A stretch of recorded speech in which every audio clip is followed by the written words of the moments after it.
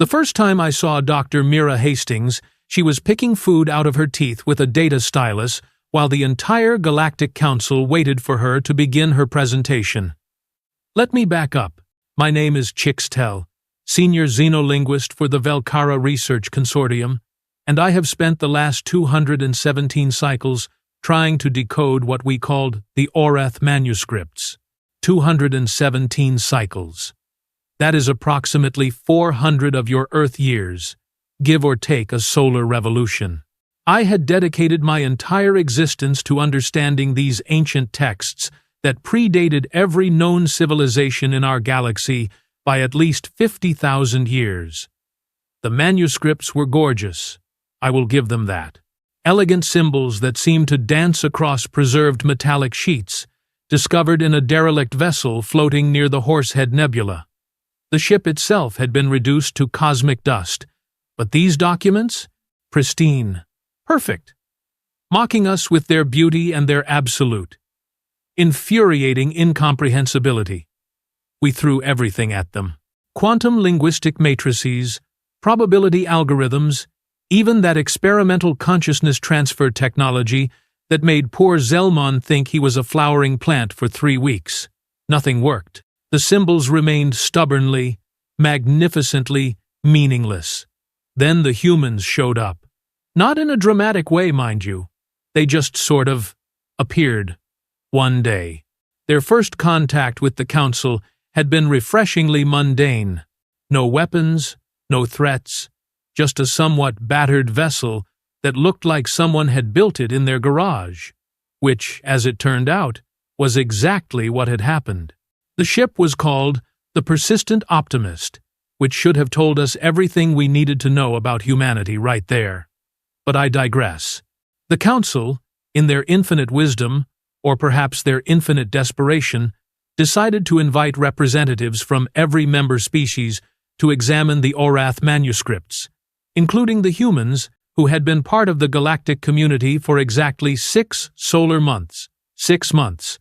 And they thought they could solve what had stumped the greatest minds in the galaxy for literal centuries. The audacity was almost admirable. So there I was, standing in the Grand Archive on Velkara Station, watching as species after species filed in to view the manuscripts. The Thorians came with their 12 sensory appendages and their superiority complex. The Qix'tel brought crystalline processors that could perform more calculations per second than there were atoms in a small moon.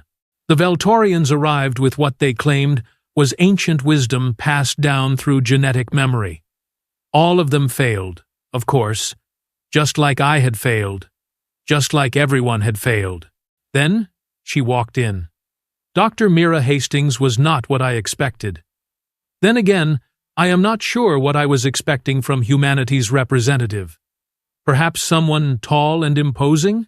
Someone who radiated intellectual superiority? Someone who, at minimum, was not wearing what appeared to be footwear held together with some sort of primitive adhesive tape? She was average height for a human, with dark hair pulled back in what I later learned was called a messy bun, which seemed to be less of a style choice and more of a "I forgot to brush my hair" situation. Her clothing was wrinkled, suggesting she had either slept in it or simply did not care about appearances.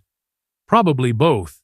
She carried a battered bag that looked older than some civilizations and wore glasses that kept sliding down her nose, which she would push back up with her middle finger in a gesture that I learned was slightly rude in human culture. She was, in short, a disaster. I loved her immediately. Not romantically, you understand. I am a Velkarian. We reproduce via spore distribution during the rainy season. No, I loved her in the way you love watching a small creature attempt to fight something much larger than itself, with fascination and a bit of concern for its well-being.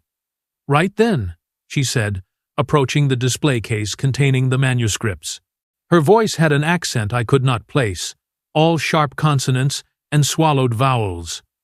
These are the famous mystery texts everyone is losing their minds over? Ambassador Thexlon, who was overseeing the viewing, puffed up his vocal sac in indignation. These are the Orath Manuscripts, one of the most significant archaeological discoveries in galactic history. Sure, Mira said, waving a hand dismissively. Mind if I take a closer look?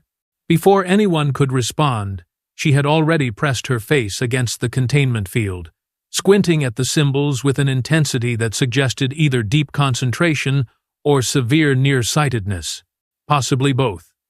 I moved closer, curious despite myself.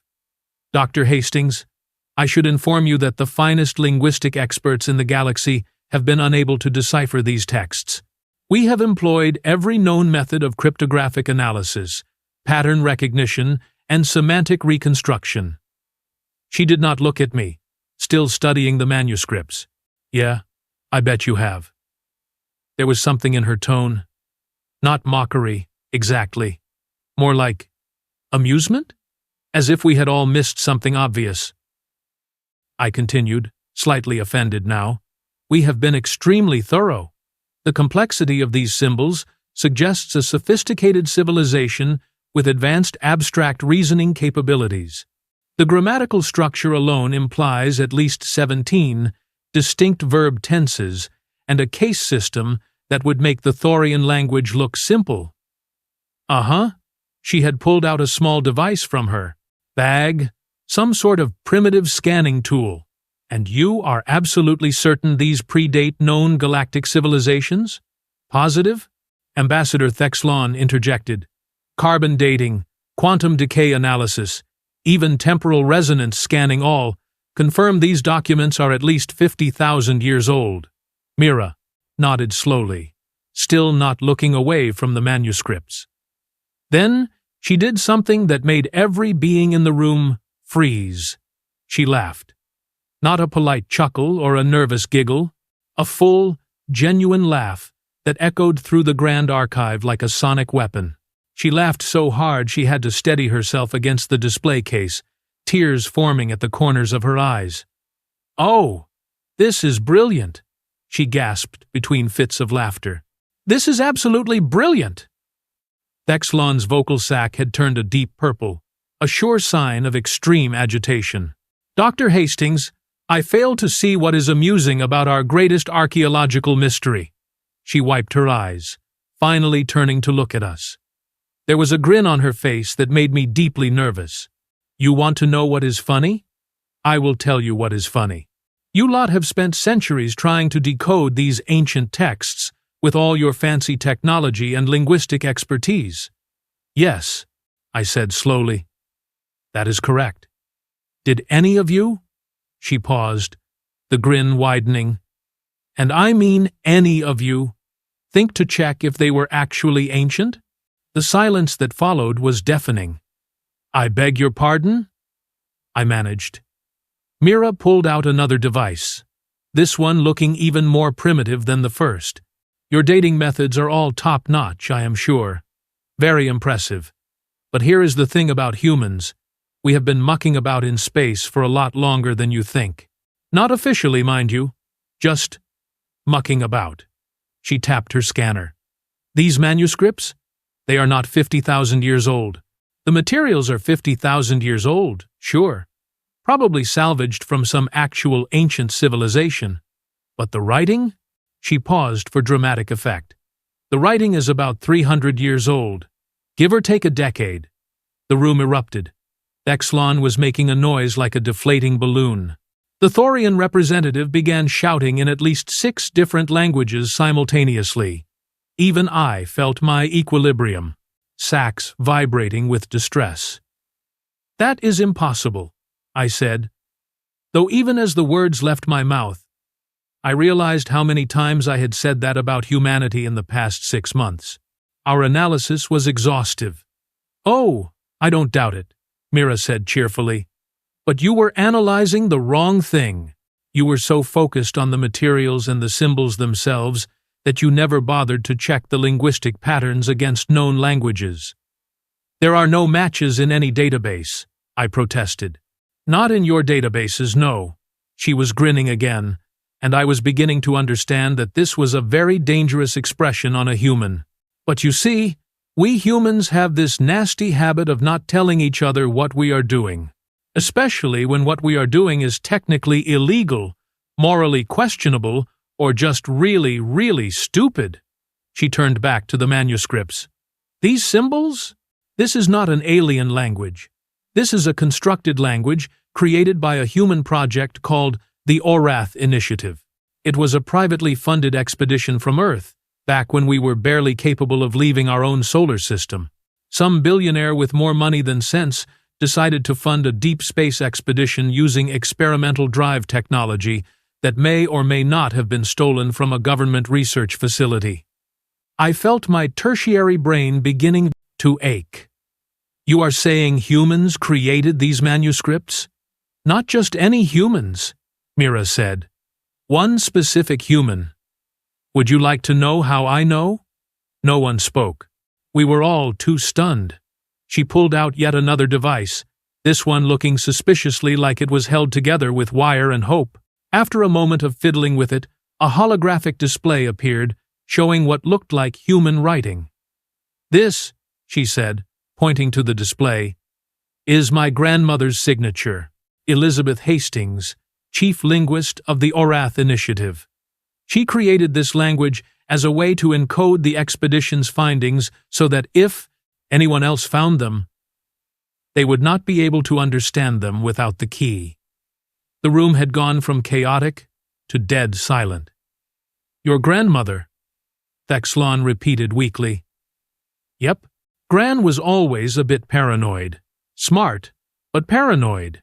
She figured, if they discovered something valuable out there, she did not want just anyone being able to read their reports. So she created an entirely new language, wrote everything in it, and stored the key in the one place she knew it would be safe." "Where?" I asked, though I suspected I already knew the answer. Mira tapped her temple. "In the family. Passed down verbally, never written down. Just stories and lessons and bits of grammar, disguised as bedtime tales. I did not even realize what I was learning, until I was in university and decided to map it out for fun." She shrugged.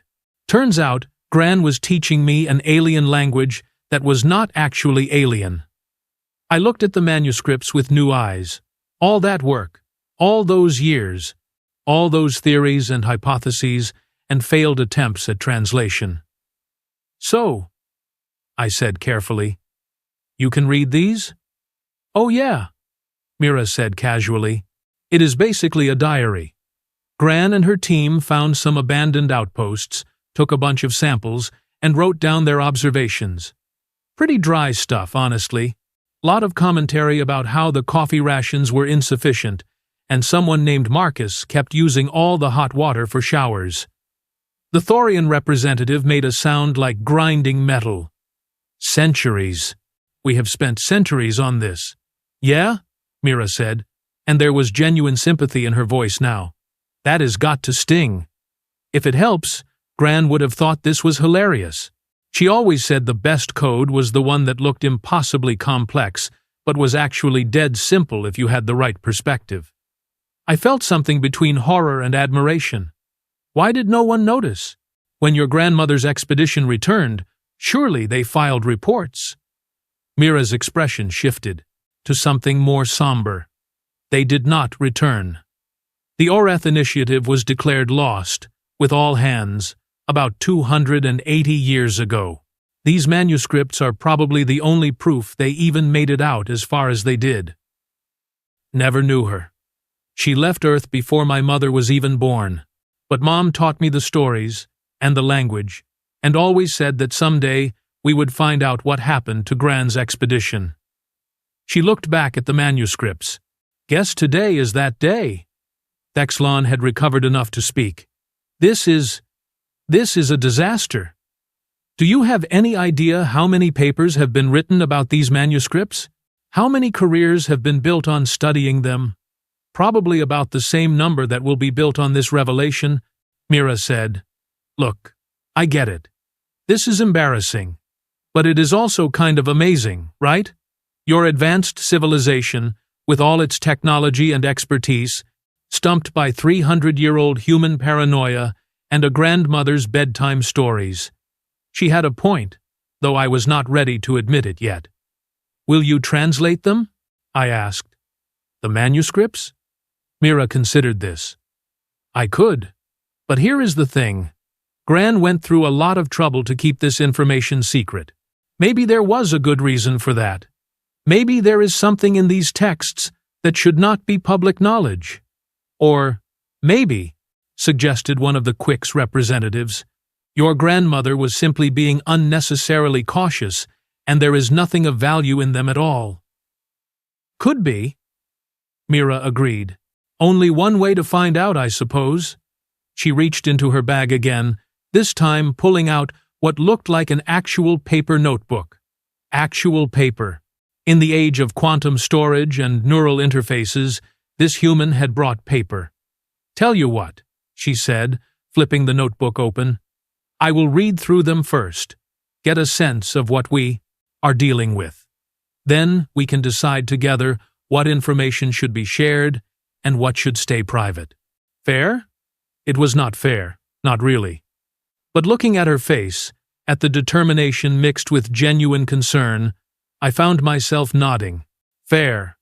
And that was how humanity's first major contribution to galactic society began. Not with advanced technology or military might, or even diplomatic brilliance, but with a rumpled academic in taped-together shoes, carrying her grandmother's secrets in her head and a notebook in her hands. I should have known then that things were about to get much, much more complicated. I really should have known. But in my defense, nothing in 217 cycles of careful academic study had prepared me for Dr. Mira Hastings and the chaos that followed her like a loyal pet. Nothing at all. 3 days after Mira Hastings revealed the truth about the Orath Manuscripts, she disappeared. Not in a mysterious, abducted by shadow organizations kind of way.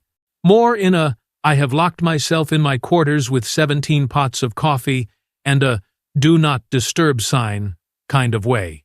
The sign, I should mention, was written in 14 different languages, including 2 that she had apparently invented on the spot, just to be thorough. I tried to be patient. I really did. But by day 4, my curiosity had evolved into something closer to desperate need. What had she found in those manuscripts? What secrets had her grandmother hidden in plain sight for 3 centuries? So I did what any reasonable xenolinguist would do. I hacked her door panel. Oh, for the love of! Mira looked up from a nest of papers, food containers, and what appeared to be a wall covered entirely in sticky notes. Her hair had achieved new levels of chaos, and I was fairly certain she was wearing the same clothes from 4 days ago. Does nobody respect basic privacy protocols anymore? "You have been in here for 96 hours, I said, stepping over a precarious stack of reference materials. "The council is getting anxious. The council can wait." She shoved her glasses up her nose, leaving a smudge of what looked like chocolate.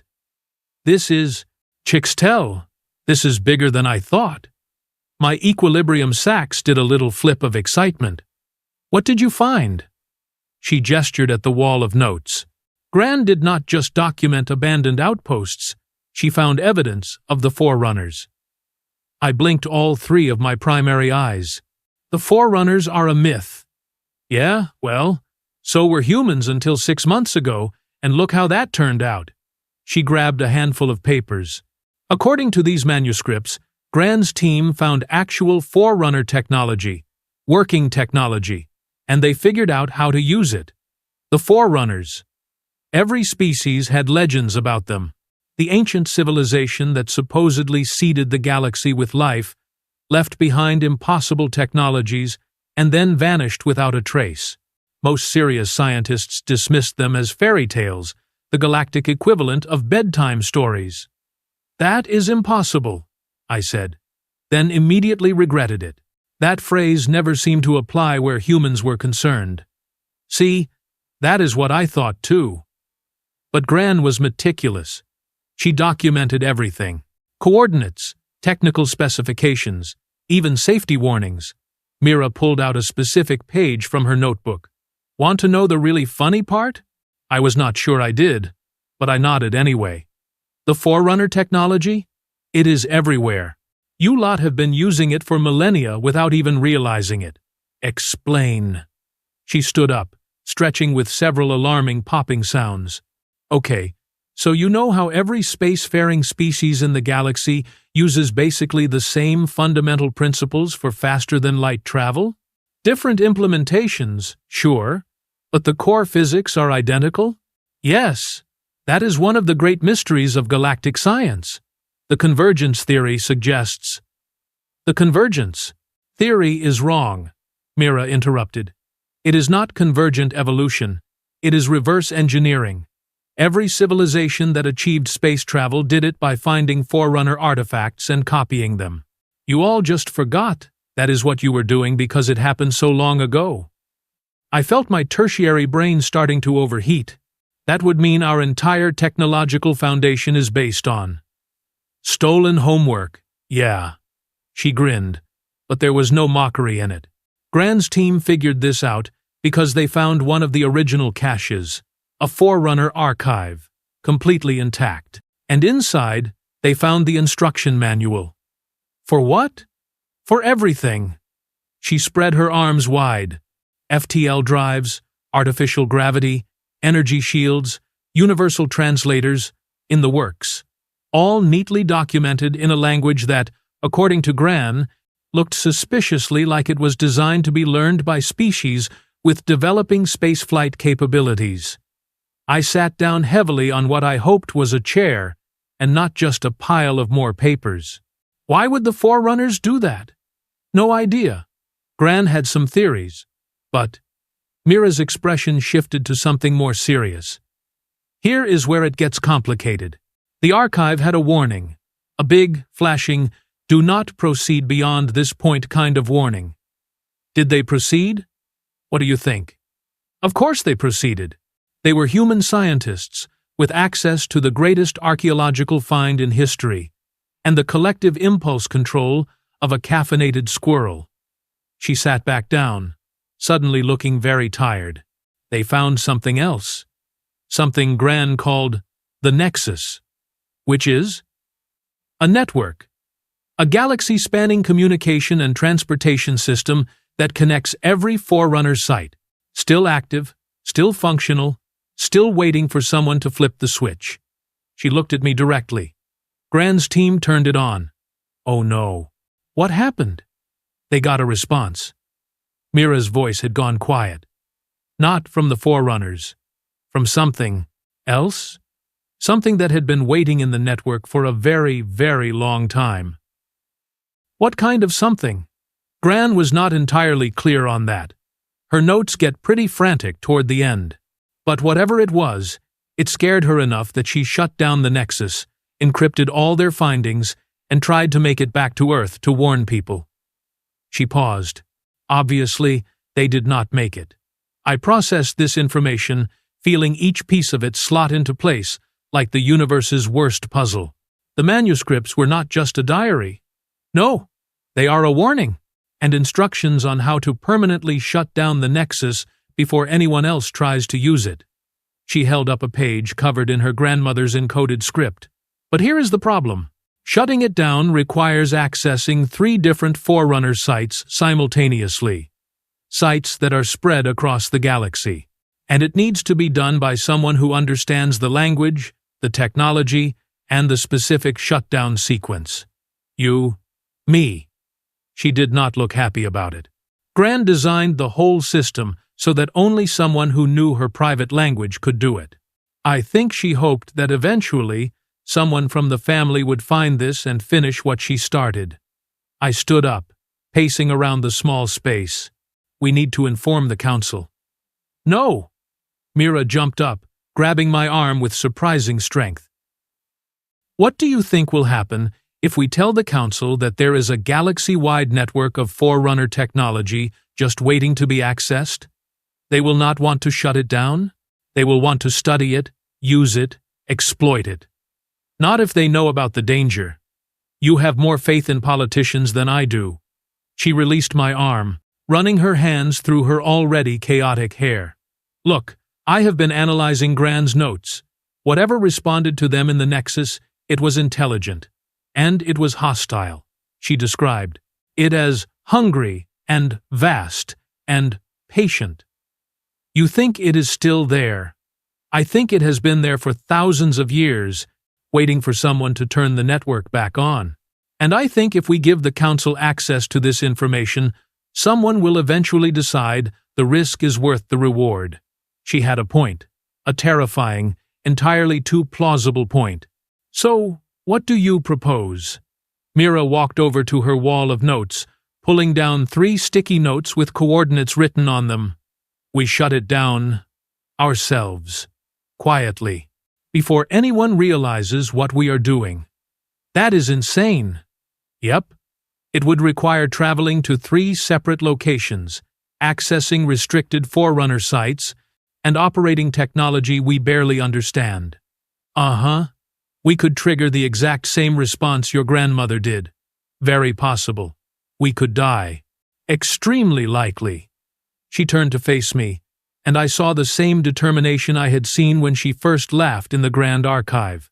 But if we do nothing, and someone else finds this information, everyone could die. So really, it is a question of acceptable risk levels.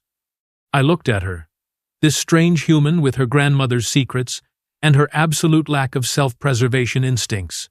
You are going to do this whether I help you or not, are you not? I mean, I would prefer help. My piloting skills are questionable at best, and I have been kicked out of 3 different flight simulators for what the instructors called crimes against physics. She grinned. But yeah, I am doing this either way. Of course she was. I will need to make arrangements, I said, already mentally cataloging what we would need. We cannot simply steal a ship and disappear.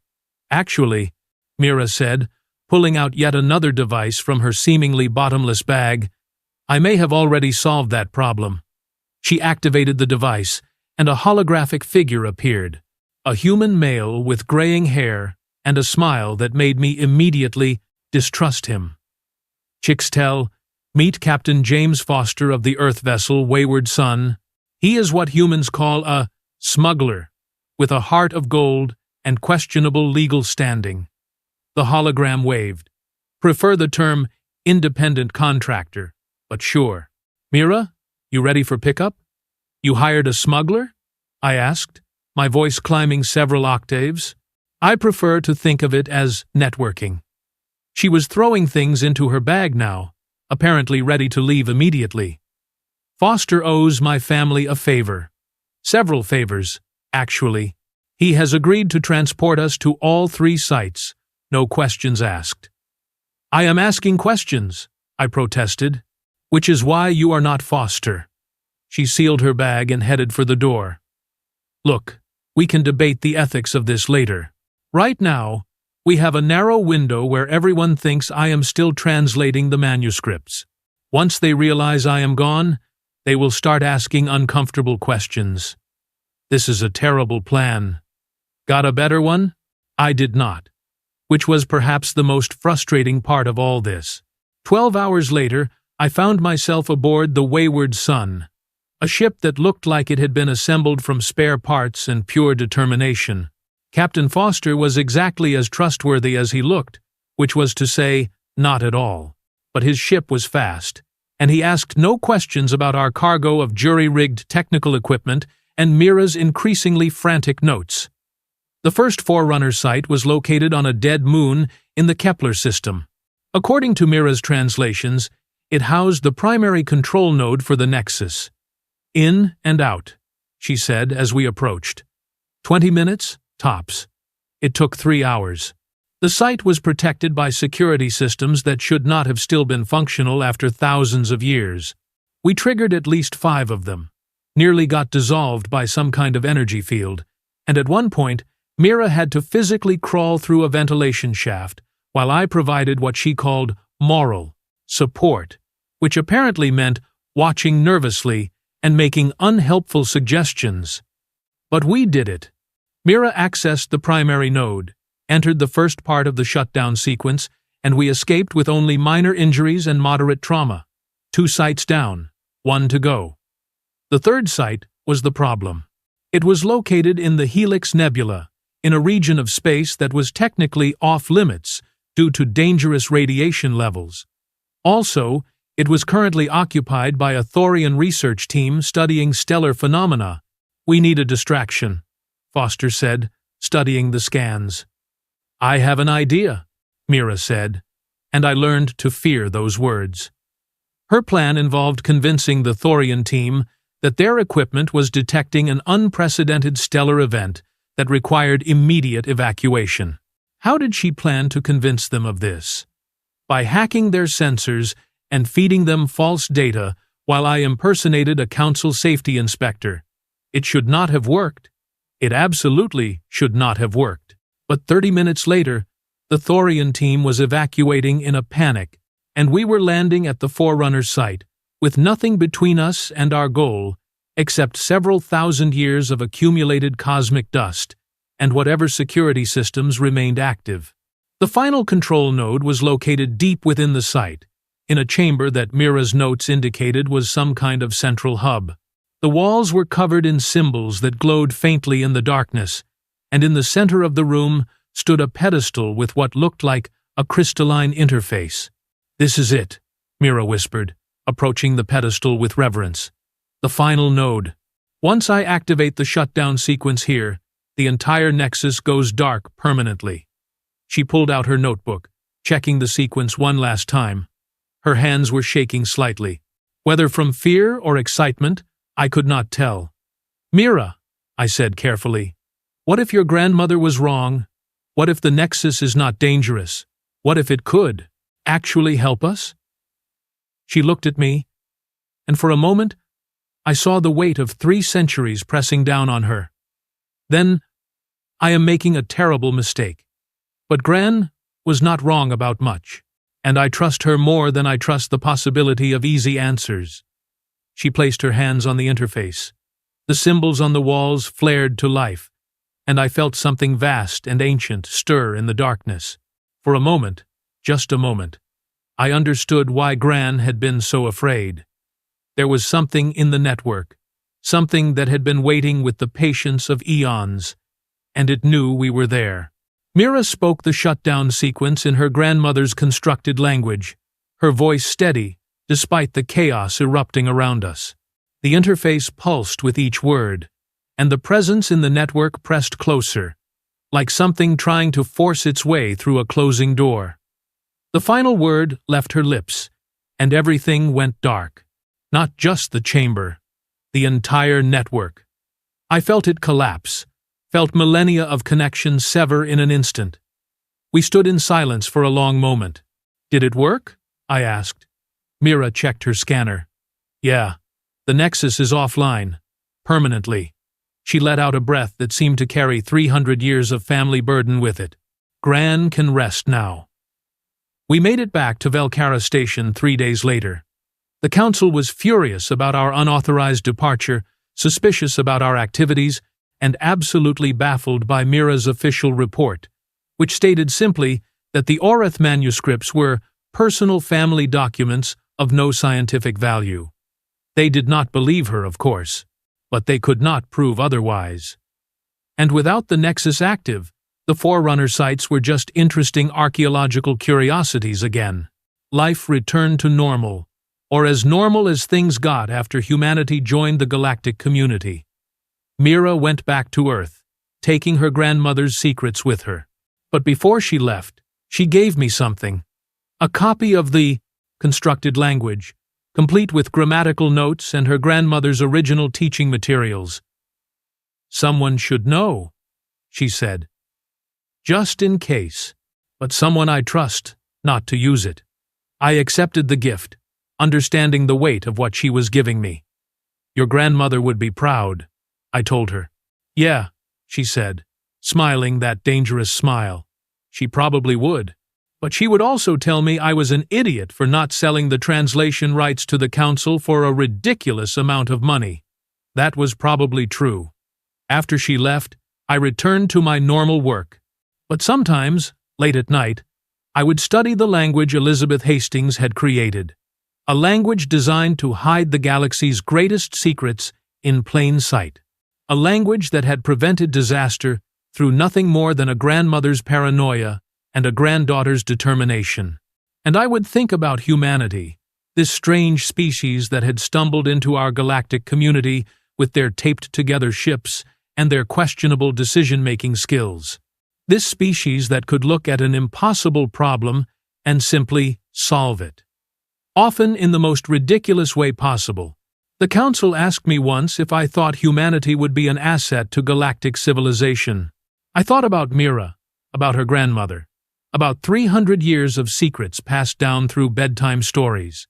Absolutely, I said, as long as we are very, very careful. Because here is what I learned from the Orath Manuscripts incident. Humanity does not play by our rules. They do not think like us. They do not approach problems like us. And they absolutely do not respect the phrase, "that is impossible." Sometimes, that makes them dangerous.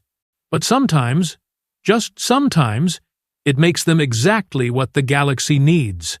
Even if they do show up late, pick food out of their teeth with data styluses, and solve ancient mysteries with nothing more than family stories and sheer stubborn determination. Especially then.